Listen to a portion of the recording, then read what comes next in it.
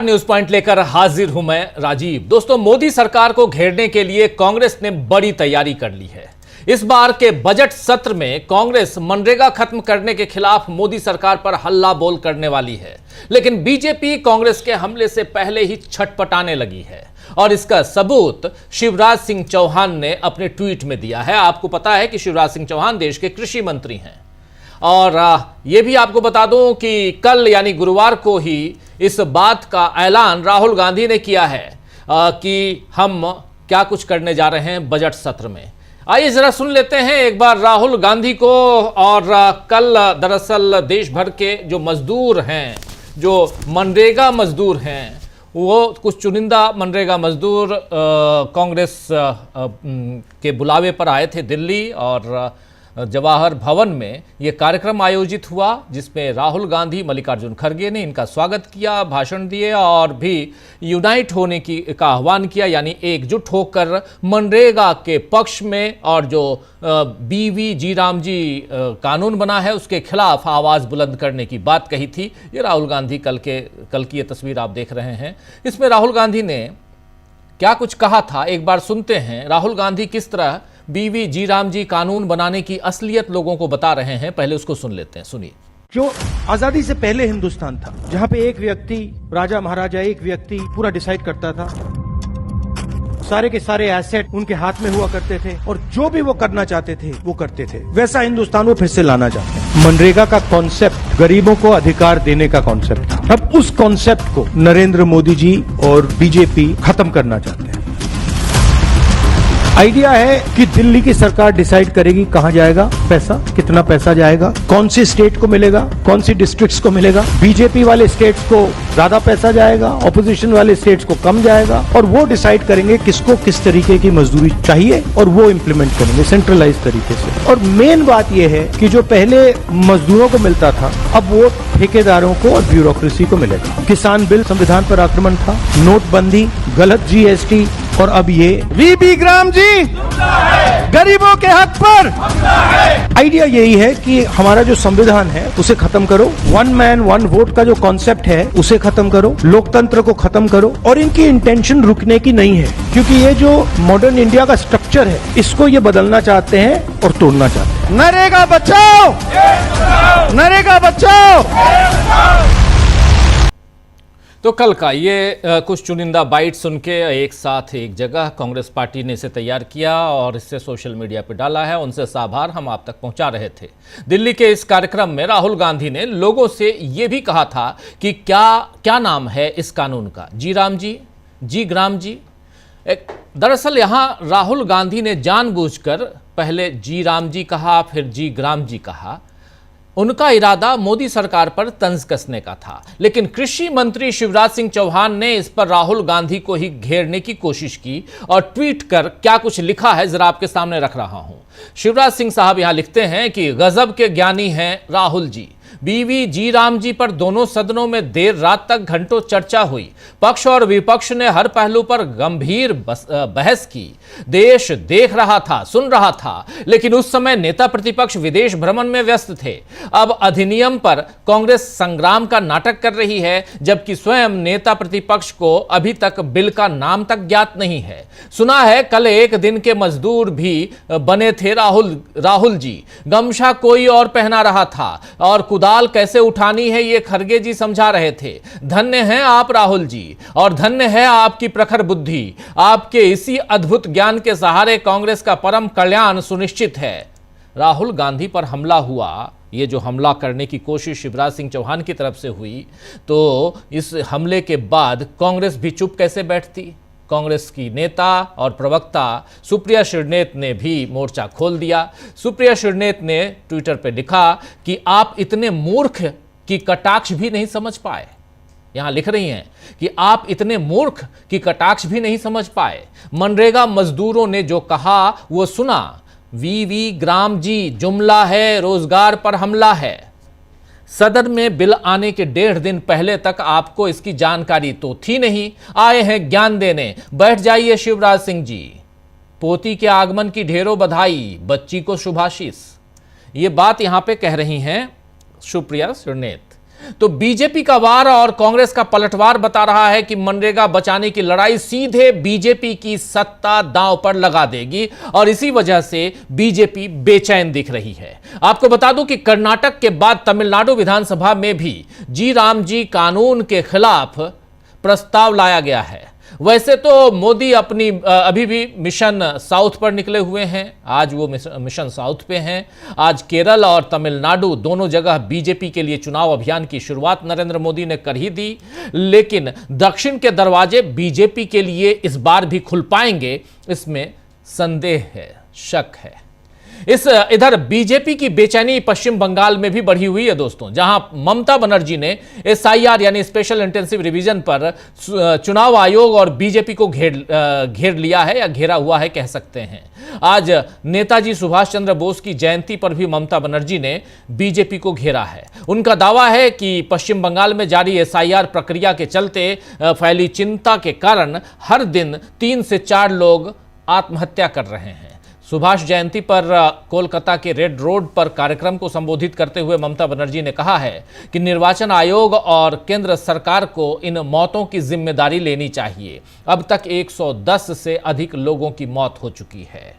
प्रतिदिन 3 से 4 लोग SIR की वजह से अत्यधिक चिंता के कारण आत्महत्या कर रहे हैं। ममता बनर्जी ने यहां यह भी कहा है कि दशकों बीत जाने के बावजूद नेताजी के लापता होने का रहस्य अब तक अनसुलझा है। नेताजी से संबंधित सभी जानकारियों को सार्वजनिक किया जाए। तो ममता बनर्जी ने एक ऐसा दांव चला है जिसमें मोदी फंस सकते हैं। बोस का नाम यानी सुभाष चंद्र बोस का नाम लेकर उनके नाम को भुनाने की कोशिश, आपको याद होगा, नरेंद्र मोदी पहले बंगाल में कर चुके हैं। उसमें उनको फायदा नहीं मिला तो उन्होंने रविन्द्रनाथ टैगोर पर दांव लगाया और अपनी दाढ़ी उसी हिसाब से बढ़ा ली, वहां भी नाकाम रहे। तो इस बार बंकिम चंद्र चट्टोपाध्याय और वंदे मातरम को भुनाने की चाल चली है। यानी मोदी सारे पैंतरे चल रहे हैं, मगर क्या ममता बनर्जी और राहुल गांधी जैसे विपक्षी नेताओं के सामने मोदी के पैंतरे कामयाब होंगे, ये देखना होगा। और इन सब के बीच इधर उत्तर प्रदेश में स्वामी अविमुक्तेश्वरानंद को नोटिस थमाए जाने का मुद्दा बीजेपी के लिए गले की हड्डी बनता जा रहा है। बीजेपी में दो फाड़ दिखाई दे रही है और देश का संत समाज अविमुक्तेश्वरानंद के पक्ष में आता हुआ नजर आ रहा है। कुल मिलाकर हर मोर्चे पर बीजेपी फंसी हुई है और इन सब के बीच मनरेगा पर कांग्रेस का दांव कितना मजबूत साबित होगा, आइए इस पर चर्चा करते हैं। राहुल और ममता का वार और कैसे बीजेपी में दो फाड़, इन सब को यहां जरा आज चर्चा में आगे बढ़ाने की कोशिश और समझने और समेटने की कोशिश करते हैं। चलिए, हमारे साथ कुछ वरिष्ठ साथी जुड़े हुए हैं, उनसे पहले आपका परिचय करवाता हूं, आगे बढ़ते हैं। देखिए, 5 वरिष्ठ साथी हमारे साथ जुड़े हुए हैं। इधर स्टूडियो में हमारे साथी अमलेंदु उपाध्याय जी हैं, प्रशांत टंडन जी हमारे साथ जुड़े हुए हैं, हमारे साथ डॉक्टर राकेश पाठक जी जुड़े हुए हैं, सुनील शुक्ला जी जुड़े हुए हैं और पंकज चतुर्वेदी जी जुड़े हुए हैं। आप पांचों का स्वागत इस्तकबाल है। स्वागत इस्तकबाल आप तमाम दोस्त साथी शुभचिंतक आप सबका जो अब तक जुड़ चुके हैं, उनका भी, जो जुड़ने वाले हैं उनका भी स्वागत करता हूं। सबसे पहले जरा डॉक्टर साहब आपके पास आना चाहता हूं। डॉक्टर राकेश पाठक जी, मनरेगा से शुरुआत करते हैं और क्या आपको लगता है कि ये मनरेगा पर कांग्रेस का दांव कितना मजबूत है? यहीं से शुरुआत करते हैं। क्या आखिर क्यों कृषि मंत्री को यहां आना पड़ा? कल कृषि को लेकर भी बातें हुई हैं, किसान को लेकर बातें हुई हैं। 3 काले कानून और उस पर किसानों ने कैसे नरेंद्र मोदी को, उनकी सरकार को झुका दिया था, इसका जिक्र राहुल गांधी ने भी किया और इसका जिक्र मल्लिकार्जुन खड़गे ने भी किया। और मजदूरों में जान फूंकने के लिए इन दोनों ने यह कहा कि जैसे यहां यानी किसानों के आंदोलन के कारण नरेंद्र मोदी को झुकना पड़ा था, आइए यूनाइट हो जाइए, एकजुट हो जाइए और मनरेगा के मसले पर भी नरेंद्र मोदी और उनकी सरकार को झुकना होगा। क्या यहीं पर कृषि मंत्री थोड़ा गच्चा खाते हुए नजर आते हैं? कृषि मंत्री जी राम जी हो या जी ग्राम जी हो, क्या फर्क पड़ता है? ग्राम भी ग्राम की ही बात हो रही है और आप भी ग्रामीण अंचल परिवेश को, वहां के मजदूरों को आगे बढ़ाने की कोशिश कर रहे हैं, लेकिन इस पर परेशान क्यों है कृषि मंत्री? क्या ये एक ऐसा दांव है जहां पर बीजेपी परेशानी में फंस सकती है? डॉक्टर साहब, देखिए, पहले केंद्रीय मंत्रियों की थोड़ी सी बात कर लें। आवाज जी ठीक है, आ रही। है कि वे अपने आप को मूर्ख साबित करने में होड़ लगाए हुए हैं। सचमुच में अच्छा नहीं लगता कि देश के इतने बड़े पद पर बैठे हुए केंद्र सरकार में नरेंद्र मोदी जैसे प्रधानमंत्री की अगुवाई में जो मंत्री बने बैठे हैं उन्हें विपक्ष की कोई प्रवक्ता मूर्ख लिखे। लेकिन क्या ही किया जाए राजीव जी, जब वे खुद इस पर ही उतारू हो कि उन्हें मूर्ख समझा जाए और माना जाए। शिवराज सिंह चौहान ने राहुल गांधी के तंज को नहीं समझा। उस भाषण में वे मजे लेने के लिए योजना के नाम को जिस तरह उच्चारित कर रहे थे, फिर सदन से पूछ रहे थे क्या नाम है, वो सीधे स्पष्ट दिखाई दे रहा था कि दरअसल में वे केंद्र सरकार के द्वारा इस योजना के नाम बदलने पर तंज कस रहे हैं, खिल्ली उड़ा रहे थे सीधे सीधे। अभी राजीव जी 24 घंटे पहले एक और केंद्रीय मंत्री ने ऐसा ही ज्ञान बघारा था। नाम है पीयूष गोयल। वे कर्नाटक में वंशवाद और भ्रष्टाचार पर कुछ ज्ञान बांट रहे थे कैमरे पर। Social media profile handle x पर बहुत सारे लोगों ने उन्हें याद दिला दिया कि वंशवाद की बात आपके मुंह से शोभा नहीं देती। आपके पिताजी तो बीजेपी के राष्ट्रीय कोषाध्यक्ष थे वेद प्रकाश गोयल, और माताश्री महाराष्ट्र में विधायक थी। तो ये मंत्री लोग जब इस तरह की बात करते हैं वे तो भूल जाते हैं कि वे कहां खड़े हैं, उनकी खुद की क्या हैसियत है, वे कितने ज्ञानी हैं। अब जहां तक सवाल इस योजना को लेकर कांग्रेस और राहुल गांधी के आंदोलन का है, निश्चित तौर पर बीजेपी भीतर ही भीतर इस बात को लेकर चिंतित होगी। उसे होना ही चाहिए कि जिस योजना के जरिए गांव गांव तक, जिस योजना के नाम बदलने का संदेश गांव गांव तक चला गया है, जहां तक कि देश के आम पढ़े लिखे से लेकर साधारण मजदूरों तक यह मैसेज चला गया कि नरेंद्र मोदी गांधी जी का नाम मिटाना चाहते हैं, इसलिए इस योजना का नाम बदला गया है। इस चक्कर में गांव गांव तक, देहात में योजना की जो शर्तें बदली गई हैं, उसके जो प्रावधान बदले गए हैं, उनको भी जानने और समझने की कोशिश लोगों ने की है। इसके चलते लोगों को मालूम पड़ गया है कि नरेंद्र मोदी सिर्फ योजना का नाम नहीं बदल रहे हैं, उसमें काम के दिन, काम के घंटे, उनमें भी कटौती होने वाली है। इसका खर्च का ठीकरा राज्यों पर फोड़ा जा रहा है। योजना कौन सी बनेगी, कौन किस योजना में इस योजना के अंतर्गत काम दिया जाएगा, उस सब को लेकर जितनी बातें लोगों तक पहुंचना थी, कांग्रेस के इस आंदोलन से पहुंच रही हैं।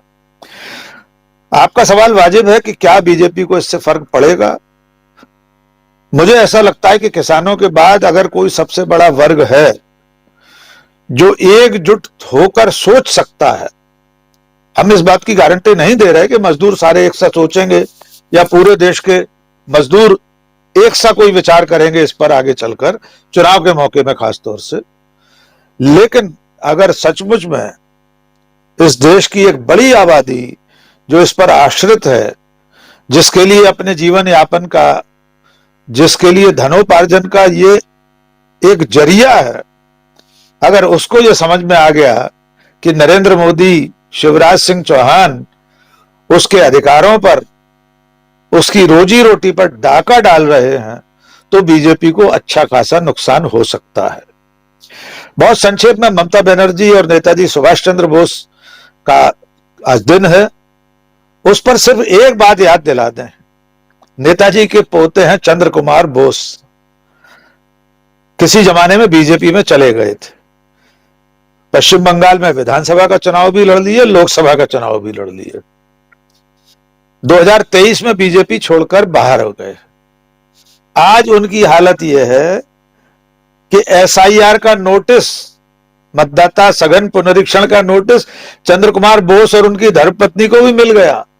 उनके 2 बेटे विदेश में रहते हैं, उनकी अथॉरिटी उनके पास थी, तो वहां के निर्वाचन अधिकारियों ने उन्हें इतना परेशान कर लिया कि अब वे बाकायदा मीडिया में बयान दे रहे हैं कि एसआईआर की प्रक्रिया दोषपूर्ण है, इसे ठीक से नहीं किया जा रहा। उनका कहना है कि हमारी तो सब चीजें थी, लेकिन निर्वाचन अधिकारी कह रहे हैं कि मैचिंग नहीं हो रही है। आपके नाम और वो सब अपलोड नहीं हो रहे हैं ठीक से, इसलिए आपको नोटिस देकर बुलाया गया है। तो ये तो हाल है एसआईआर का और नेताजी सुभाष चंद्र बोस के पोते का। अब यहां बार बार याद दिलाने की जरूरत नहीं है कि एडमिरल अरुण प्रकाश, नोबेल पुरस्कार विजेता अमर्त्य सेन, उन सब का भी क्या हाल हो चुका है इस मतदाता सूची के पुनरीक्षण में। जी डॉक्टर साहब। मतदाता सूची पुनरीक्षण यानी एसआईआर को लेकर भी हंगामा मचा हुआ है। एक तरफ सुप्रीम कोर्ट में उस पर सुनवाई चल रही है पिछले 7 महीने से, और दूसरी तरफ राज्य दर राज्य एसआईआर करवाने की जिद चुनाव आयोग की वो बढ़ती चली जा रही है। इस पर हम लोगों ने कई बार, और कल शाम को भी आपने चर्चा इसी मंच पर न्यूज़ पॉइंट में ही आपने सुनी थी चर्चा, और उसमें बहुत सारी बातें हमने की थी। लेकिन ममता बनर्जी का ये दावा बहुत गंभीर है कि 3 से 4 लोगों की आत्महत्या हो रही है, यानी 3 से 4 लोग खुद की जान ले रहे हैं लगातार रोजाना, और इसी एसआईआर के टेंशन में, दबाव में, प्रेशर में। एसआईआर पे भी आएंगे, उस पर भी बात करेंगे, लेकिन उससे पहले जब यहाँ कांग्रेस बनाम बीजेपी और मनरेगा के मामले पर अभी तक बीजेपी की तरफ से चुप्पी थी प्रशांत जी, लेकिन अब बीजेपी यहां अपनी बात, और कृषि मंत्री जब खुद मैदान में आ गए हैं तो इसे क्या माना जाए? कृषि मंत्री में कोई डर, या कृषि मंत्री जिस ढंग से राहुल गांधी को भारतीय जनता पार्टी, उनके कार्यकर्ता, उनके समर्थक लगातार पिछले 20 साल से उनके पॉलिटिकल करियर में उनको किनारे करने की कोशिश करते रहे, उन्हें बदनाम करने की कोशिश करते रहे, क्या इस मामले में भी उसी दिशा में ये बढ़ते हुए कदम दिखाई दे रहे हैं, या यहां पर ये दिख रहा है कि कहीं ना कहीं मामला ज्यादा गंभीर है और इसलिए यहां अपनी बात पहले से रख दो? किस ढंग से देखा जाए? देखिए राजीव जी, मैंने पहले भी कहा कि मनरेगा को बगैर तैयारी के और जी राम जी को बगैर किसी सोचे समझे लाया गया है जल्दबाजी में। अपोजिशन के पास एक बड़ा कार्ड है कि वो सरकार को इसमें फंसा सकती है। बहुत बड़ा झोल जो है वो सरकार की नीतियों में नजर आ रहा है, क्योंकि उन्होंने अध्ययन नहीं किया कि ये कितना बड़ा पॉलिटिकल मामला बन सकता है। अब आप सोचिए राजीव जी, मैं सिलसिलेवार इस पे आता हूं। 12 करोड़ से ऊपर तो मनरेगा के वर्कर्स हैं देश भर में, और ये सीजन के पीक में 16 करोड़ 25-26 करोड़ जाते हैं। आप जरा इनका अमाउंट देख लीजिए कि कितना पेंडिंग है। तो अमाउंट जो है वो 82% अमाउंट जो है वो इनका पेंडिंग है तमिलनाडु में, केरल में, मध्य प्रदेश। तमिलनाडु में जहां मोदी जी आज, केरल और तमिलनाडु में जहां प्रचार कर रहे हैं मोदी जी, वहां पे मतलब 80% से ऊपर पेमेंट पेंडिंग है। इस तरीके से बाकी राज्यों को भी आप देखिएगा तो 90% तक पेमेंट पेंडिंग है। 17,000 करोड़ के पेंडिंग पेमेंट है अभी तक के, पेंडिंग लायबिलिटीज 17,000 करोड़ के। अब आप सोचिए कि ये जो मनरेगा के वर्कर्स है, अब ये संगठित वर्कर्स नहीं है। मनरेगा का कोई संगठन, जैसे किसान आंदोलन हमने देखा कि संगठित लोग थे, फैक्ट्री मजदूर संगठित है, मनरेगा अभी संगठित नहीं है। अपोजिशन पार्टीज को 2-3 काम तुरंत करने चाहिए। एक, इनका संगठन बनाए और संगठित आंदोलन चले। उसके बाद जो पेंडिंग मामले हैं, पेंडिंग ड्यूज हैं, जिनके पैसे नहीं मिले, 15 दिन काम खत्म होने के 15 दिन बाद उसके पैसे मिलने चाहिए, नहीं तो पेनल्टी है। नहीं तो उसके अलावा तीसरा जो एक ऑप्शन है वो है कि पेमेंट ऑफ वेजेस एक्ट में, मनरेगा एक्ट का एनेक्शन 3 कहता है, पार्ट 3, कि पेमेंट ऑफ वेजेस एक्ट में वो मुकदमा कर सकते हैं। मास लेवल पे देश भर में जिनके पेमेंट रुके हुए उन पे मुकदमे उनके होने चाहिए।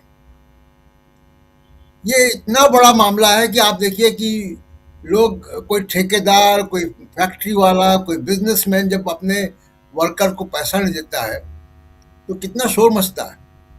ये कहा जाता है कि बेगारी ले रहे हैं, बंधुआ मजदूर बना के रखा हुआ। तो ये क्या मोदी सरकार ने ये 12 करोड़ लोगों को बंधुआ मजदूर बना के रखा है जिनके पेमेंट रुके हुए हैं? तो तमाम सारे जो लीगल ऑप्शंस हैं, कांग्रेस के पास एक बड़ी लीगल टीम है, उनको पूरे देश में मुकदमे करने चाहिए, कंप्लेंट करनी चाहिए, जो भी लीगल रिड्रेसल मनरेगा के अंतर्गत है वो करना चाहिए, क्योंकि 3-4 महीने से पेमेंट नहीं गए हैं। राजस्थान में 4 महीने का पेंडिंग है पेमेंट, तो बीजेपी की सरकारों में पेंडिंग है, और जो विपक्ष की सरकार है वहां तो पैसा भेजते ही नहीं है। 68,000 करोड़ रुपए पिछले बजट में मनरेगा में रखा गया था, उसका अधिकांश पैसा जो है वो पेंडिंग पेमेंट या एरियर में चला गया, नए पेमेंट फिर पेंडिंग है। तो इतना बड़ा मिसमैनेजमेंट है और उतना बड़े लोग प्रभावित हैं इस मनरेगा को, जिस पे हम लोग कई बार चर्चा कर चुके हैं कि जब 2008-9 में ग्लोबल मेल्टडाउन हुआ था, आर्थिक मंदी आई थी लेमन ब्रदर्स के बैंक के कलप्स के बाद, तो मनरेगा की वजह से भारत की इकॉनमी बच गई थी। 2 बड़े कारण थे, हमारा डोमेस्टिक डिमांड और हमारे सरकारी बैंक। इन 2 वजह से हमारी जो आर्थिक मंदी से हम निकल पाए थे, असर नहीं हुआ था हमारे ऊपर, हमारे यहाँ नौकरियां नहीं गई थी, हमारे यहाँ बेतहाशा महंगाई नहीं बढ़ गई थी जैसे दूसरे देशों में, हमारे यहाँ बैंक नहीं बंद हो गए थे। ये मनरेगा की वजह से हुआ था। तो मनरेगा का अपोजिशन को एक फैक्ट शीट लाना चाहिए कि मनरेगा ने इकोनॉमी को कितना कंट्रीब्यूट किया है, इस मिडिल क्लास को कितना कंट्रीब्यूट किया। जो मिडिल क्लास कहता है कि मनरेगा का मतलब है कि गड्ढा खोदो गड्ढा भरो, जो इसके मजाक उड़ाते हैं मोदी जी। इस गड्ढा भरो गड्ढा खोदो के अभियान में असली जो मजा है वो मिडिल क्लास ने लिया है।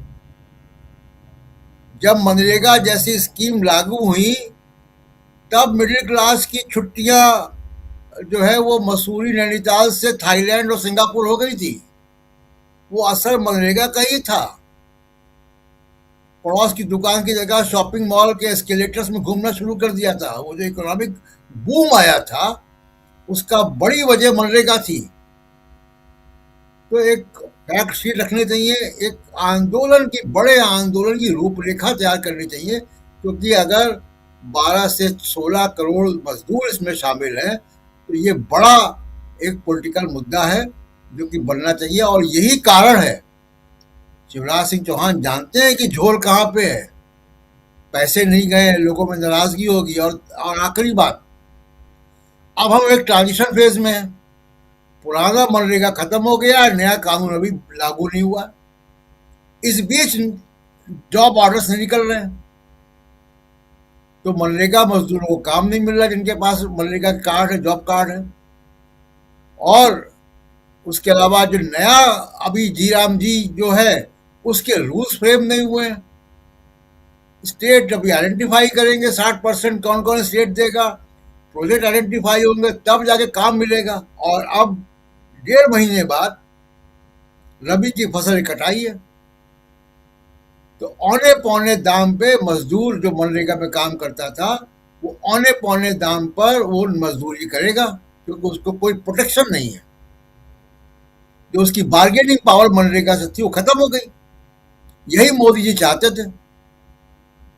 जी राजीव जी, बिल्कुल आप सही कह रहे हैं। यहाँ पर मनरेगा मजदूरों के कारण कैसे इकोनॉमी ग्रोथ को देश ने देखा है और खासकर मिडिल क्लास ने उसको महसूस किया है, उसको एंजॉय किया है कह सकते हैं। अभी उसी मनरेगा को अगर खत्म करने की साजिश रची गई और अब जी राम जी वीवी जी राम विकसित भारत जी राम जी योजना लेकर आए, यह अधिनियम अब कानून बन चुका है और उसको लागू करने की जो तैयारी चल रही है देश भर में, अखबारों में विज्ञापन दिए गए और उसको प्रचारित किया गया। नरेंद्र मोदी अब अलग अलग चुनावी मंचों से भाषण में उसका जिक्र भी कर रहे हैं। लेकिन मनरेगा कहाँ गड़बड़ था, मनरेगा में क्या गलती थी, क्या खामी थी, इसका उदाहरण अगर आपको देखना है तो नरेंद्र मोदी का जो भाषण था 2015 का भाषण सदन के अंदर बजट सत्र के दौरान, फरवरी का महीना था, मुझे जहां तक ध्यान है 15 फरवरी की तारीख, और थोड़ी देर में वो बाइट भी दिखा देंगे जिसमें उन्होंने मनरेगा को क्या कहा था। अमलेंदु जी क्या कहा था मनरेगा को उन्होंने? ये मोनूमेंटल है विफलताओं का कांग्रेस की, मैं इसको मोनूमेंटल है और मैं इसको खत्म नहीं करूंगा। आपको मेरी राजनीतिक बुद्धि पर यकीन, मतलब विश्वास होना चाहिए, मेरी सूझबूझ पर। मैं इसको ख़त्म नहीं करूंगा। ये तो आपकी विफलताओं का मोन्यूमेंटल है कि कांग्रेस ने 70 साल तक गड्ढे खुदवाए, ऐसे हाथ पटक के कहा था मोदी जी ने। तो गड्ढे खुदवाए, गड्ढे खुदवाए, गड्ढे खुदवाना, अगर रोजगार दे रहे हैं तो उसको गड्ढे खुदवाए कह रहे हैं आप। परेशानी यही है, सुनील शुक्ला जी आपके पास आना चाहता हूं। परेशानी यही है, नरेंद्र मोदी जी एक तरफ कहते हैं कि नाले के गटर से आप जो गैस है उससे चाय बनाइए, अगर आपको रोजगार नहीं है तो पकौड़े तलिए, ये भी रोजगार है। लेकिन उसी गटर का पानी पिलवा के आप इंदौर में मरवा रहे हैं लोगों को, इस पर आप एक शब्द नहीं कहते, एक शब्द नहीं कहते आप। पूरी दुनिया आपके ऊपर जिस ढंग से हंसती है उसको आप देखने की कोशिश ही नहीं करते, क्योंकि आपके आंखों पर लगा हुआ चश्मा जो है वो किसी और पावर का है, इसलिए शायद नहीं देखते हैं। लेकिन हिंदुस्तान इस बात को, हिंदुस्तान की जनता 142 करोड़ आज दुनिया के सबसे बड़े पॉपुलेशन वाला कंट्री हम हैं, और इस चीज को जरा बाइट सुन लेते हैं नरेंद्र मोदी की उस बाइट को, जिसको अभी अमलिंदु जी बता रहे थे, और फिर सुनील शुक्ला जी आपका कमेंट। और मनरेगा पे चर्चा जरूरी है, और इसलिए जरूरी है क्योंकि 28 तारीख से जब फिर शुरुआत होगी, बजट सत्र की शुरुआत होगी, मनरेगा का जिक्र बार बार आएगा, और ये आने वाले समय में माइलस्टोन साबित होगा कांग्रेस पार्टी की राजनीति का। मेरी बातों से शायद आप लोग भी सहमत होंगे, आने वाला वक्त बताएगा। लेकिन पहले सुनते हैं इसी मनरेगा पर क्या कुछ कहा था नरेंद्र मोदी ने। मेरी राजनीतिक सूझबूझ कहती है कि मनरेगा कभी बंद मत करो।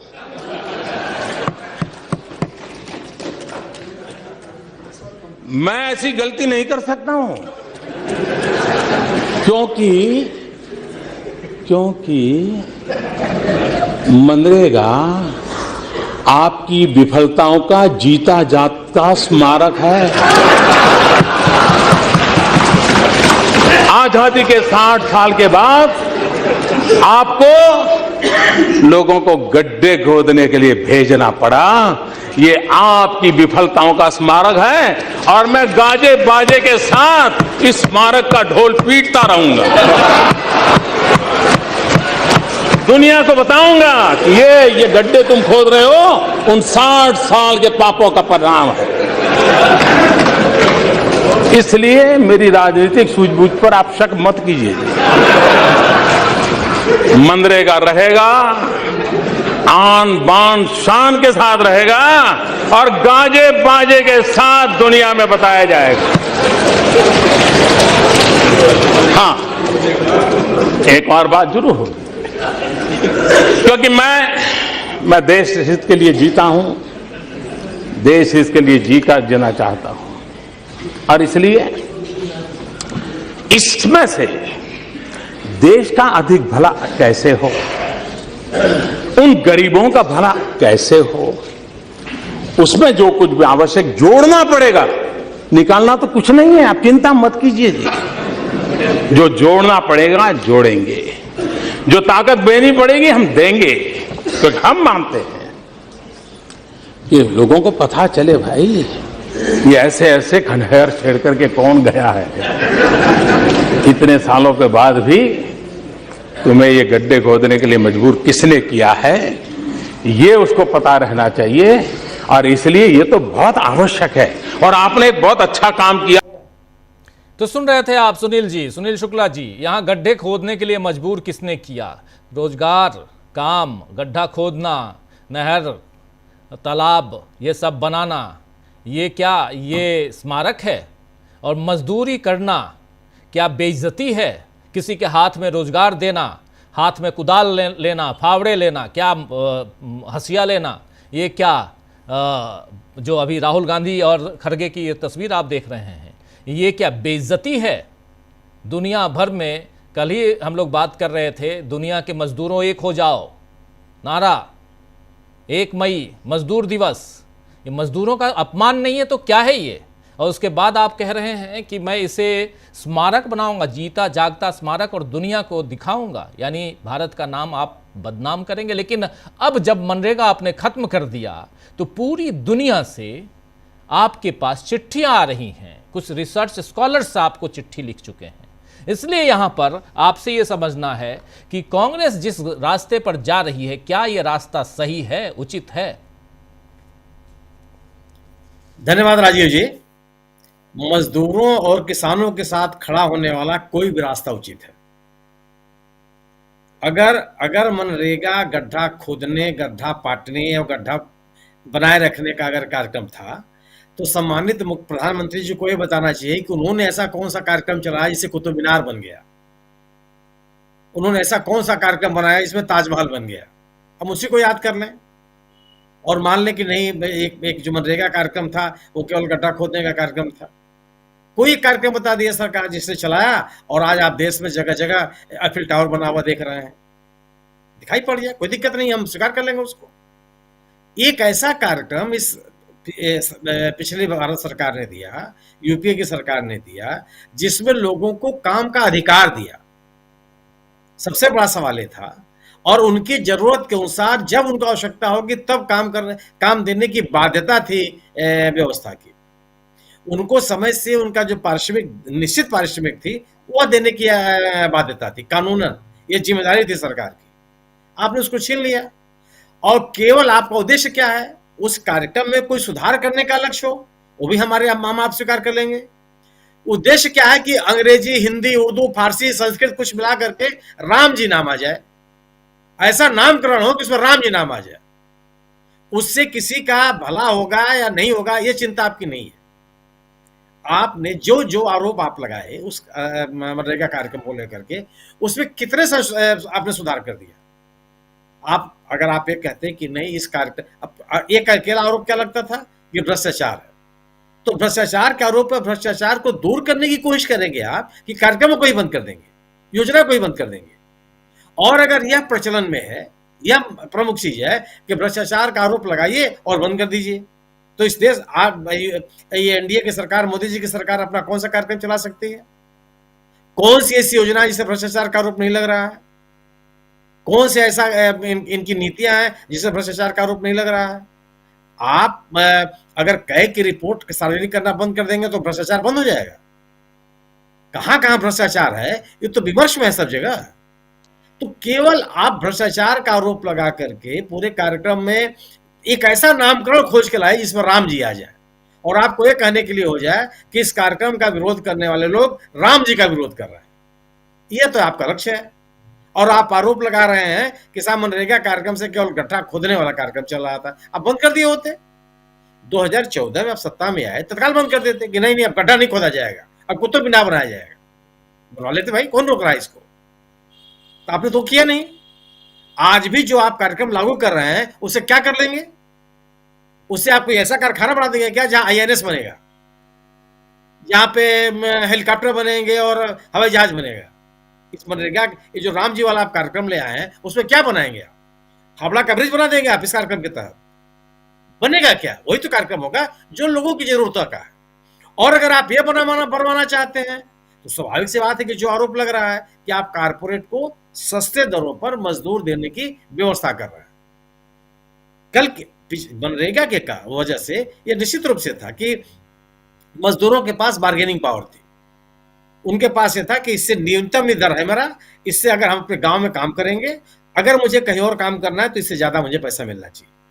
अगर मुझे पैसा नहीं, आप नहीं देंगे तो ठीक, हम कम पैसे में अपने घर पे हम काम कर लेंगे। आज जो स्थिति आपने खत्म कर दी। और बाकायदे घोषित रूप से आप क्या कहते हैं कि हार्वेस्टिंग के समय में मनरेगा बंद रहेगा। हार्वेस्टिंग से क्या मतलब? खेत की जुताई, खेत की बुआई, खेत की फसल की मड़ाई।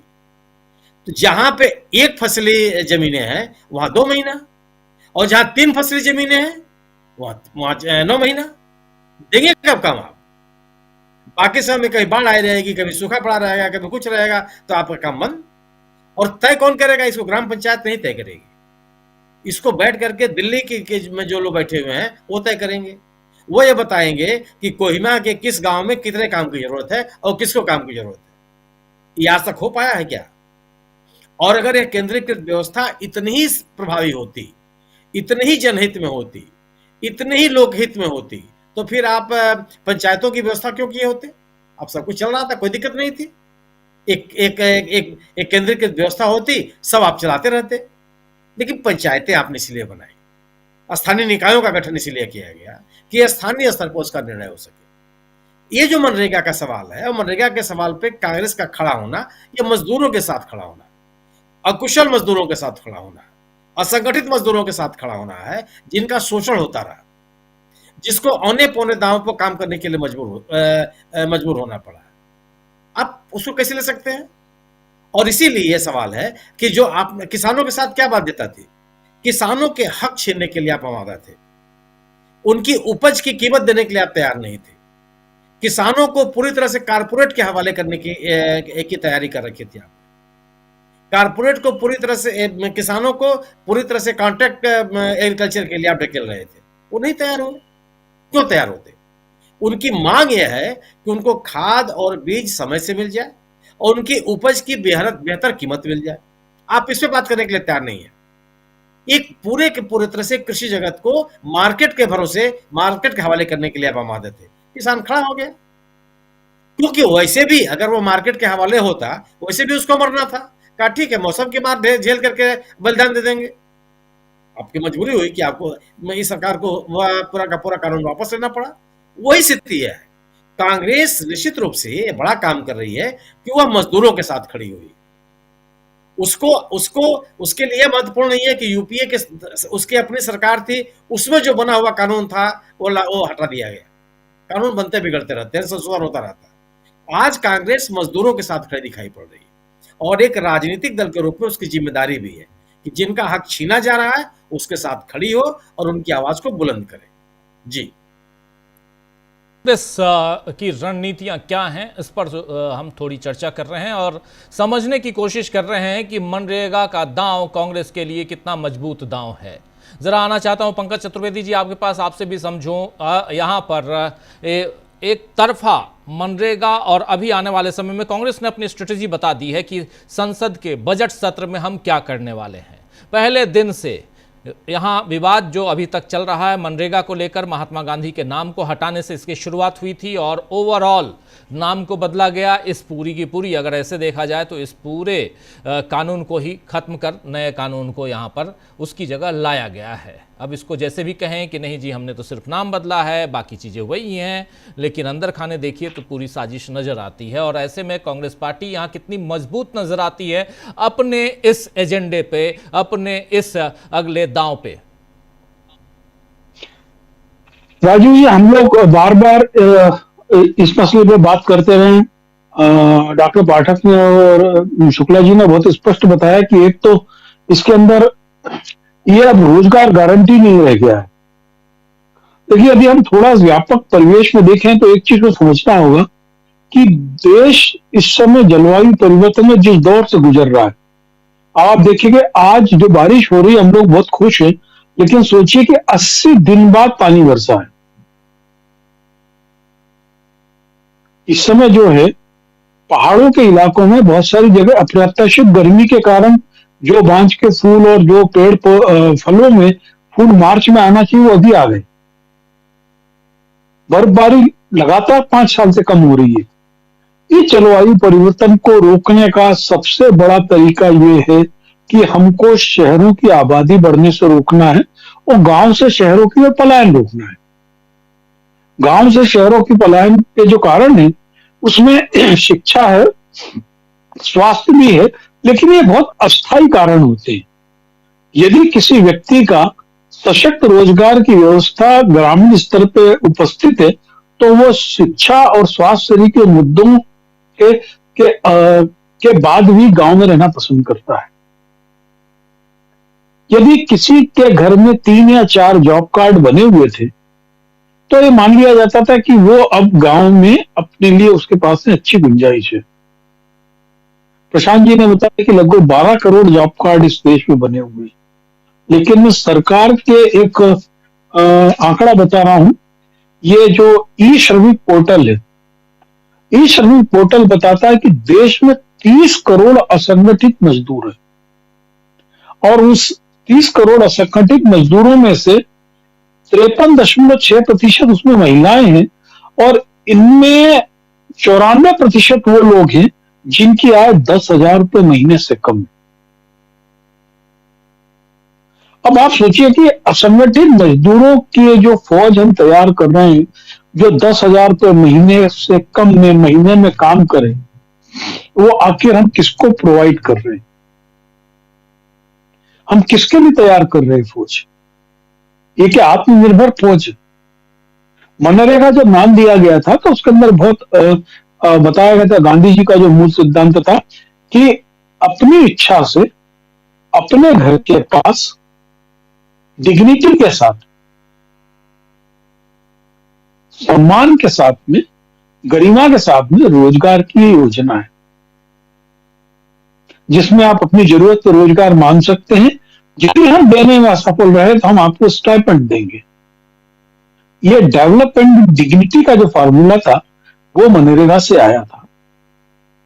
लेकिन आज जो योजना आ गई है, ये यानी रोजगार में आत्मसम्मान को परे रखकर राजनेता तय करेंगे कि हमको किस इलाके में, शहरी इलाके में मजदूर भेजने, वहां पर वो मनरेगा जैसी स्कीम को ताला लगाएंगे।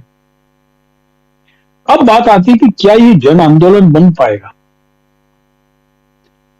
क्योंकि देखिए, एक बहुत बड़ा एक जो समस्या जा रही है वो ये है कि इस समय देश की लगभग 65% आबादी किसी न किसी तरीके से सरकार की डायरेक्ट बेनिफिट योजनाओं से प्रभावित है, का लाभ ले रही है, जिसमें किसान योजना है, लाडली बहना योजना है, विधवा योजना है, कई है, जो उनको लगता है कि बगैर मेहनत के उनको पैसा मिल रहा है। उसमें बहुत सारे मनरेगा से जुड़े हुए लोग, उन लोगों तक कन्विंस करना कि आप एक जन आंदोलन में भाग लें, ये बहुत बड़ी चुनौती कांग्रेस के सामने है। अभी कांग्रेस सामने वो भी चुनौती है कि ये ही मनरेगा के मजदूरों को कन्विंस करना कि आपको जो 5 किलो अनाज मिल रहा है ये आपको निकम्मा बनाने का तरीका है, आपको अपने रोजगार के लिए लड़ना चाहिए। ये एक बहुत बड़ी चुनौती है, क्योंकि जो श्रमिक है, अधिकांश श्रमिकों की स्थिति होती है कि कुआं खोदना और उसी दिन पानी पीना।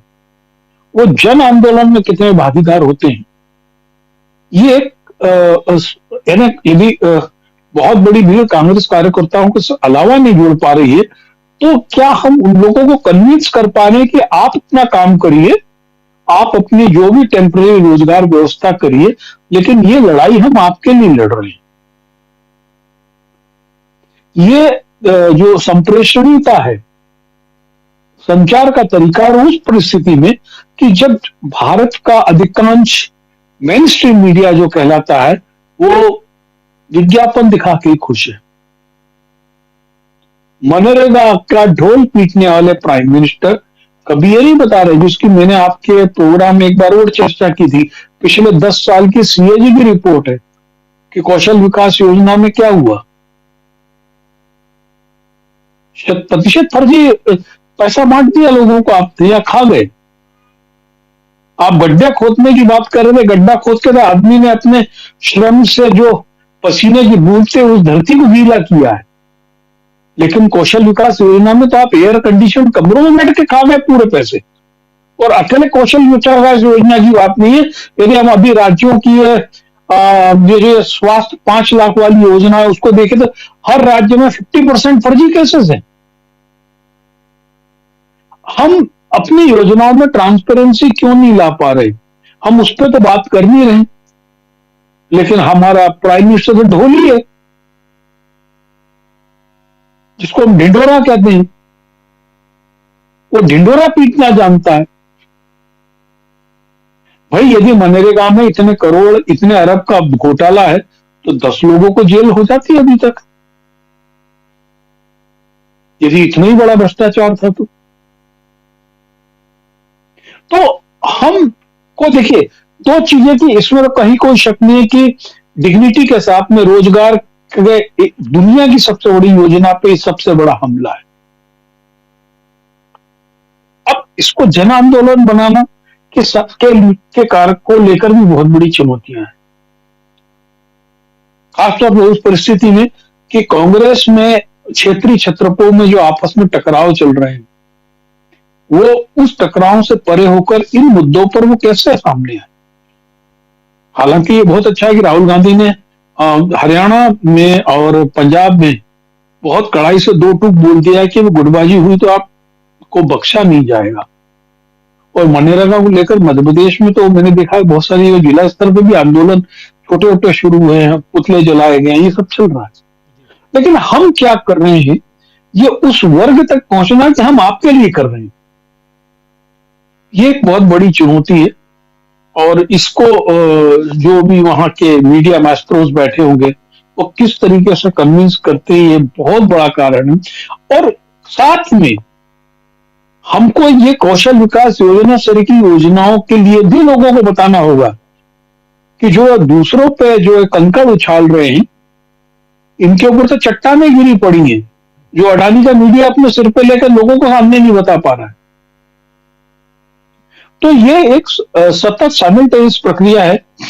और देखिए, इस समय यदि हम सोचे कांग्रेस में टकराव हो, जो मेरा आकलन है कि भारतीय जनता पार्टी इस समय विचित्र किस्म के आंतरिक टकराव से जूझ रही है, और वो केवल पैसा और जो सरकार की शक्ति है उसके कारण ही जो ऊपरी खोल जितना जुड़ा हुआ दिख रहा है, ये इतना है नहीं। एक व्यक्ति जो अभी तक भारतीय जनता पार्टी के 12 अध्यक्ष बने, 11 व्यक्ति अध्यक्ष बने, जिसमें सबसे कम पढ़ा लिखा है। जिस समय दुनिया के दौर में शिक्षा की सबसे ज्यादा जरूरत है, उस समय आप सबसे कम पढ़े लिखे इंटरमीडिएट को अध्यक्ष बना रहे हो, उस व्यक्ति को अध्यक्ष बना रहे हो जिसका केंद्र की राजनीति तो सही है, राज्य की राजनीति में भी राज्य स्तर का कोई योगदान नहीं है, उसका कोई नजरिया नहीं है। यह बहुत स्पष्ट है कि जो भारतीय जनता पार्टी के अंदरूनी टकराव से जो जूझ रही है, कांग्रेस के लिए एक ही अच्छा फील्ड है, अच्छा समय है मनरेगा को लेकर आगे चलने का। उसके साथ में मुझे लगता है उनके जितने सहयोगी दल है उनको भी इसमें शामिल करना चाहिए उनको। तो मुझे लगता है कि इसको बहुत व्यापक बनाकर एक जन आंदोलन के आकार में लिया जा सकता है।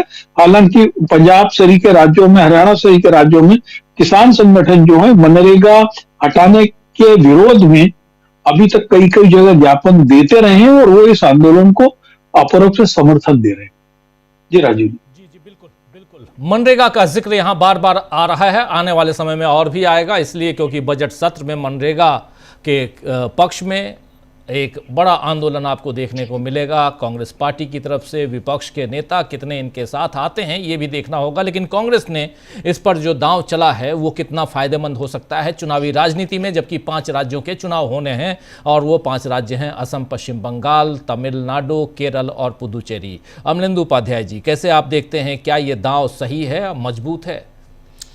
राजीव जी, दांव सही भी है, मजबूत भी है, और सबसे बड़ी बात यह है राजीव जी कि जो मनरेगा का मजदूर है वो आता किस समाज से है, वो दलित, दमित और वंचित तबका जो है उससे आता है राजीव जी। और सीधा सीधा प्रहार जो है मोदी जी की सरकार ने उन दलित वंचित तबकों के ऊपर किया है, ये उनका रोज़गार का अधिकार छीनकर। और जाहिर सी बात है राजीव जी कि इस तबके के बीच अगर पहुंचा जाएगा, जैसा कि पंकज जी ने भी कहा कि इसको संगठित करना थोड़ा कठिन काम है, लेकिन संगठित पहले भी हुए हैं।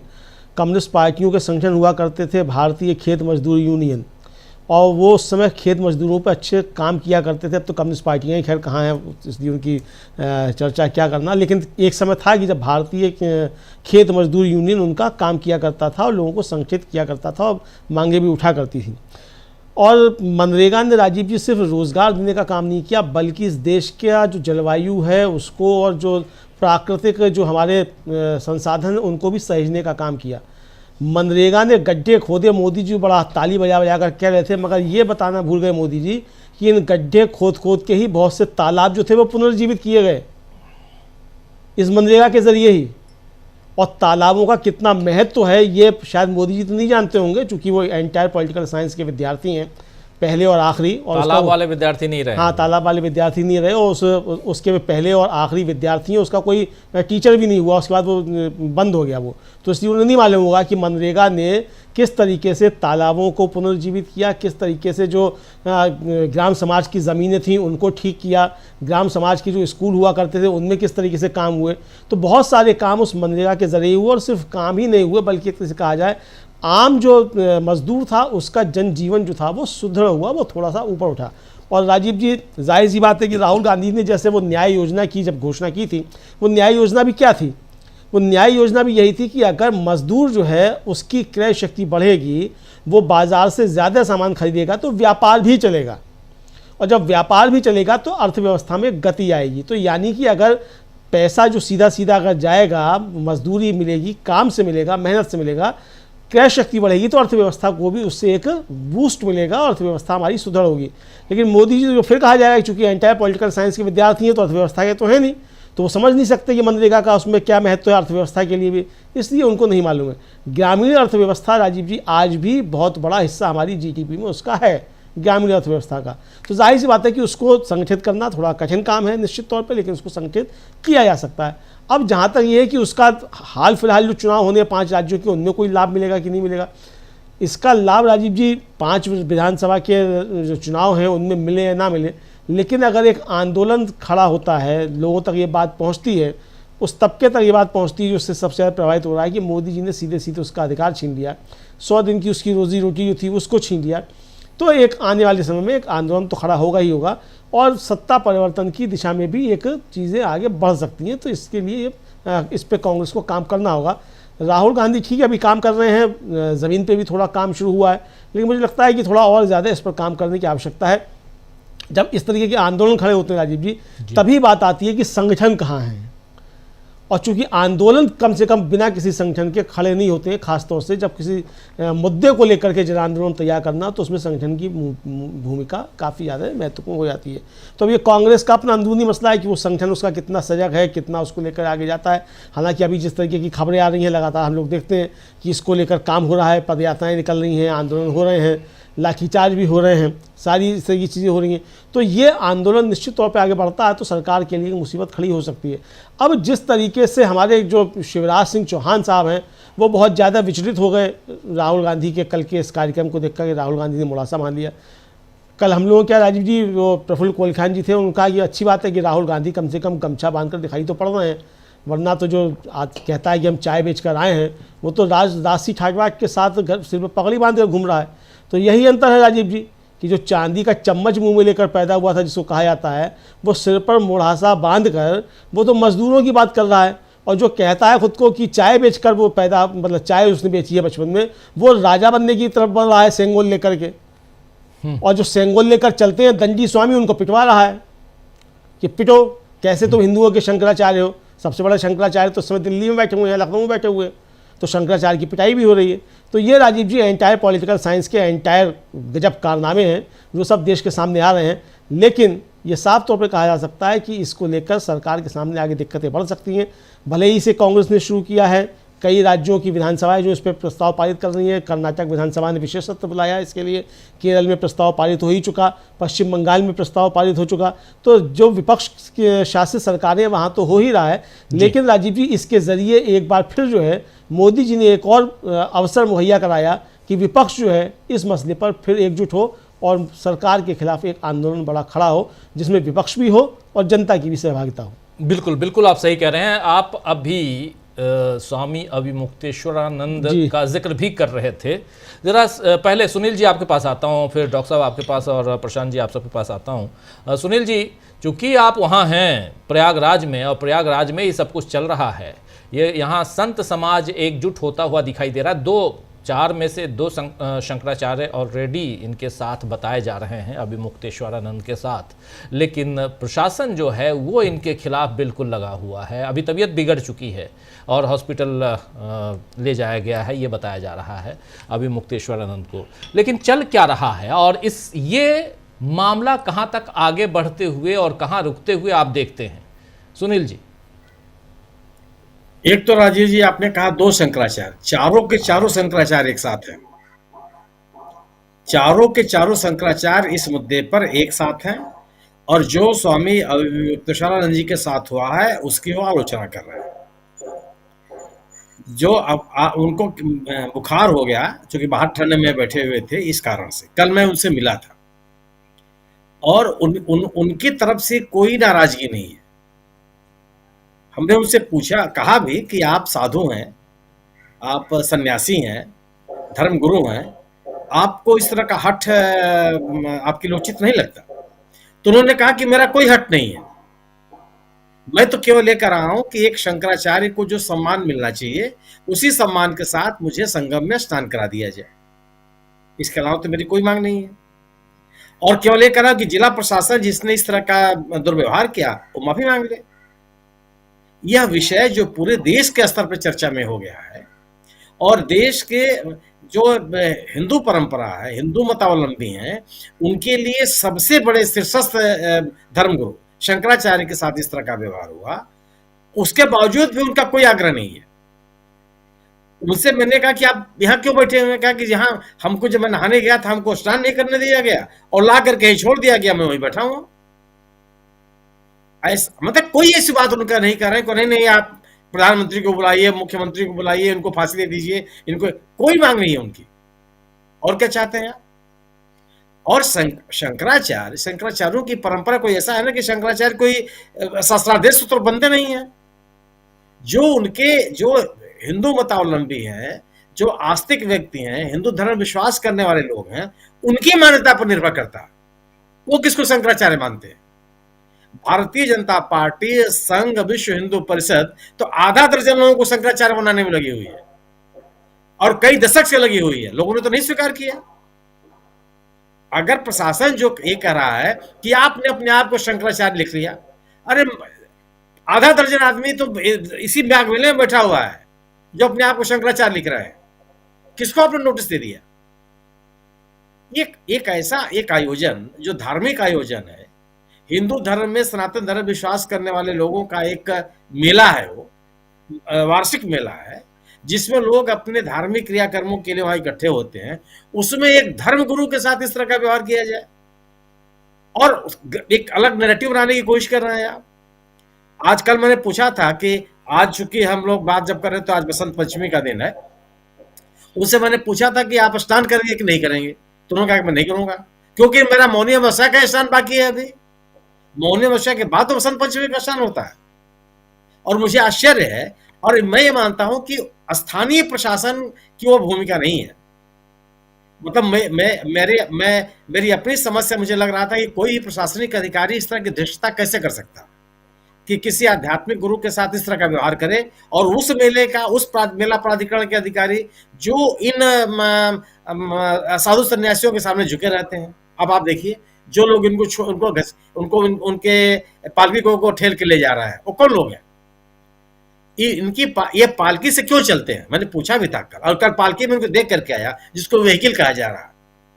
इसमें मैंने मुश्किल से 4 इंच के 4 पहिए लगे हुए हैं और उसमें यह भी व्यवस्था है कि अगर वो बैठ नहीं सकते हैं तो उसके बीचों बीच खड़े होकर के उसके साथ साथ चलते हैं और उनके अगल बगल उनके शिष्य होते हैं। क्यों? कि एक यह कोशिश करते हैं कि कोई इनको स्पर्श न करे। इनका अपना जीवन, अपनी जीवन शैली है, अपने धार्मिक गतिविधियां। ऐसे गुरु के साथ आप इस तरह का व्यवहार कर रहे हैं तो ये प्रशासनिक कमी मैं नहीं मानता, यह मानता हूं कि उत्तर प्रदेश सरकार का यह रवैया है। उत्तर प्रदेश और खासतौर से मुख्यमंत्री ने जिस तरीके से कल भाषण दिया और बिना नाम लिए कालनेमी की संज्ञा दी, वो बताता है कि यह पूरा का पूरा घटनाक्रम के पीछे योगी जी और सरकार के साथ भी, क्योंकि जब केशव प्रसाद मौर्य का जो बयान आया वो भी योगी जी से विपरीत है। वो एक तरफ उनको कालनेमी कहा जा रहा है और दूसरी तरफ योगी केशव प्रसाद मौर्य उनको भगवान कह रहे हैं। आज भारतीय जनता पार्टी के उत्तर प्रदेश के अध्यक्ष पंकज चौधरी जी का बयान आया कि साधु संतों का आशीर्वाद बीजेपी को प्राप्त है। तो अगर साधु संतों का आशीर्वाद बीजेपी को प्राप्त है तो इस तरह का आचरण करेंगे आप साधु सन्यासियों के साथ, और वो भी जो सर्वोच्च धर्मगुरु है। शंकराचार्यों से बड़ा धर्मगुरु हिंदू परंपरा में कोई नहीं है और इनकी एक अपनी विद्वत परंपरा है, हम आप उसे सहमत हो असहमत हो। शंकराचार्यों की नियुक्ति की अपनी व्यवस्था है और उत्तराधिकारी मिलने के बावजूद, उत्तराधिकार में शंकराचार्य होने के बावजूद भी यह व्यवस्था है कि अन्य तीनों शंकराचार्यों से भी आपको मान्यता प्राप्त हो, वो भी आपको स्वीकार करें कि आप शंकराचार्य। और मुक्तेश्वरानंद के साथ जो बात कही जा रही, आप एक अनर्गल विषय प्रशासन उठा रहा है जो उसके अधिकार क्षेत्र में नहीं आता। अगर प्रयागराज मेला प्राधिकरण को लगता है कि वह शंकराचार्य नहीं है या उन पर न्यायिक रोक है तो आप न्यायालय में चले जाइए, उनके कैंप को मत लगने दीजिए। आप पूछने वाले कौन है? और आपको लगता है कि सर्वोच्च न्यायालय की अवमानना हो रही है, सर्वोच्च न्यायालय में आप भी एक एप्लीकेशन डाल दीजिए कि साहब ये दावेदार है, आप बताइए कि शंकराचार्य है कि नहीं है। एक अजीब तरह की स्थिति में आप इस पूरे प्रकरण को लेके चली गई है सरकार। और सरकार के सामने मेरा अपना मानना यह है कि सरकार के सामने शंकराचार्य के समक्ष झुकने के अलावा कोई विकल्प नहीं है। आप उनके सामने इस सरकार को झुकना पड़ेगा, उनके साथ मान मनोबल करना पड़ेगा, उनसे आग्रह करना पड़ेगा कि आप अपने हट को त्यागिए और स्नान कीजिए। अगर आप और मेरा अपना मानना है कि केशव प्रसाद मौर्य का जो बयान है वह भारतीय जनता पार्टी के द्वारा उस रास्ते की खोज है, एक ऐसे व्यक्ति को सामने लाने का प्रयास है जो स्वामी वासुदेव स्वामी अभिमुक्तेश्वरानंद से मिल करके बात करके इस प्रकरण को खत्म करे। यह प्रकरण जितना लंबा चलता रहेगा भारतीय जनता पार्टी को राजनीतिक नुकसान होगा। उस जगह पर मेले में आए हुए लोगों से अगर आप बात करेंगे, सोशल मीडिया पे लोगों के बयान भी अगर आप पढ़ेंगे तो आपको लगेगा कि किस तरीके से लोगों के मन में इस पूरे घटनाक्रम को लेकर के नाराजगी है। बीजेपी, मेरी जितनी समझ है, भारतीय जनता पार्टी और संघ की शंकराचार्यों के साथ उनका कोई तालमेल नहीं है। कोई भी शंकराचार्य, इस देश के चारों शंकराचार्य भारतीय जनता पार्टी के नैरेटिव के साथ कभी खड़े नहीं हुए, लेकिन इस बावजूद इसके शंकराचार्यों की नाराजगी मोल लेने की स्थिति, क्योंकि वो लगातार बोलते रहेंगे। वो आप सोचिए कि राम मंदिर को लेकर के इन सभी शंकराचार्यों ने विरोध किया, क्या परिणाम आपके सामने आया? अयोध्या में आप हार गए। आप एक बड़ा समूह तैयार हुआ जो बीजेपी के साथ नहीं खड़ा हुआ। भारतीय जनता पार्टी दूसरे नंबर की पार्टी उत्तर प्रदेश में बन गई। आप इसके तमाम कारण बता सकते हैं, लेकिन यह भी एक कारण है। आप पूरे के पूरे राज्य में या देश में यह नैरेटिव नहीं बना पाए। आज शंकराचार्य यही अभिमुक्तेश्वरानंद जी कर रहे हैं कि मोदी जी और योगी जी मंदिर तोड़ने वाले नेता हैं। इनकी तुलना वो मुगल शासकों से कर रहे हैं। कल उन्होंने बयान दिया कि राम भक्तों पे गोली चलाने का आरोप लगने वाले जिस मुलायम सिंह यादव की बात की जाती है, उन्होंने अपने कार्यकाल में एक भी मंदिर नहीं ढाया है। अब एक नया विमर्श उन्होंने खड़ा कर दिया। आप कहते हैं कि उन्होंने राम भक्तों पे गोली चलवाई, और अभिमुक्तेश्वरानंद जी कहते हैं कि मुलायम सिंह यादव के सरकार ने एक मंदिर भी नहीं तोड़ा। कौन व्यक्ति हिंदू धर्म के विरोध में खड़ा है, मंदिर तोड़ने वाला या मंदिर को बचाने वाला? जी, ये विमर्श का विषय है। आने वाले समय में और ये आगे बढ़ेगा। मणिकर्णिका घाट का जिक्र अभी बार बार आ ही रहा है, और अभी पिछले दिनों आप लोगों ने देख लिया कैसे बनारस में वहाँ काशी विश्वनाथ मंदिर के इर्द गिर्द जो कॉरिडोर बनाया गया है, उस कॉरिडोर में भी कितने मंदिरों को तोड़ा गया है। ज़रा डॉक्टर साहब आपके पास आना चाहता हूँ, और इसमें एक विमर्श और बहुत गंभीर विमर्श है। ज़रा इसकी चर्चा इसलिए होनी चाहिए क्योंकि भारतीय जनता पार्टी की सियासत की जो मुख्य बिंदु, मुख्य धुरी जो है वो है धर्म, और उसमें भी कौन सा धर्म? हिंदू धर्म। हिंदू धर्म के सबसे बड़े रक्षक कहलाते हैं, कहलाते नहीं हैं, कहते हैं खुद को। और कितने बड़े रक्षक हैं, अभी मुक्तेश्वरानंद की जुबानी बता रहे थे हमारे साथी सुनील शुक्ला जी। कल ही मिल के आए हैं उनसे, चूँकि प्रयागराज में खुद भी रहते हैं, तो और इसलिए मैं ये बात उनसे फर्स्ट हैंड जानना भी चाहता था, इसलिए उनके पास आया भी। लेकिन ये जो लड़ाई है स्वामी अभिमुक्तेश्वरानंद की लड़ाई या शंकराचार्य की लड़ाई, क्योंकि उनको सबसे पहले ये कहा गया कि आप शंकराचार्य हैं, ये साबित कीजिए। उसके बाद दूसरा नोटिस उनको थमाया गया कल 18 तारीख की डेट में, 18 तारीख की डेट में कल, और आपने इसको बहुत नज़दीक से देखा है ज़रा, और मणिकर्णिका पे भी आपने वीडियो बनाया। ज़रा आपसे समझना चाहता हूं कि क्या सचमुच ये एक पैरेलल, मनरेगा की हम बात कर ही रहे हैं, लेकिन पैरेलल एक दूसरी लड़ाई जिससे अभी 2-4 होना पड़ेगा भारतीय जनता पार्टी को, और खासकर आने वाले चुनाव में, और उत्तर प्रदेश के चुनाव में जो अगले साल है 2027 में? बात करेंगे। अभी अमलेंदु जी तालाबों की बात कर रहे थे। तालाबों के एक विशेषज्ञ हमारे साथ बैठे हैं इस वक्त, पंकज चतुर्वेदी जी। पंकज जी की किताब है दफन होते दरिया। तो तालाब, नदियां, पोखर, इसके विशेषज्ञ हैं पंकज भाई। जो लड़ाई उत्तर प्रदेश में चल रही है राजीव जी, ये दिखने में सिर्फ शंकराचार्य के बहाने से है, लेकिन हो सकता है ये लड़ाई सीधी सीधी मोदी और योगी के बीच की लड़ाई हो। अब तक एक भी बयान प्रधानमंत्री नरेंद्र मोदी का नहीं आया योगी के पक्ष में। संकेतों में भी उन्होंने कुछ नहीं कहा। वे कह भी कैसे सकते हैं? वे तो राष्ट्र सेठ अंबानी के यहां शादी में इन्हीं शंकराचार्य के श्री चरणों में नतमस्तक थे। तो नरेंद्र मोदी कैसे इस बात को स्वीकार करेंगे कि अब उन्हें उन्हीं शंकराचार्य को नोटिस दिया जाए कि आप साबित करें कि शंकराचार्य हैं? ये तो मुगल काल में नहीं हुआ।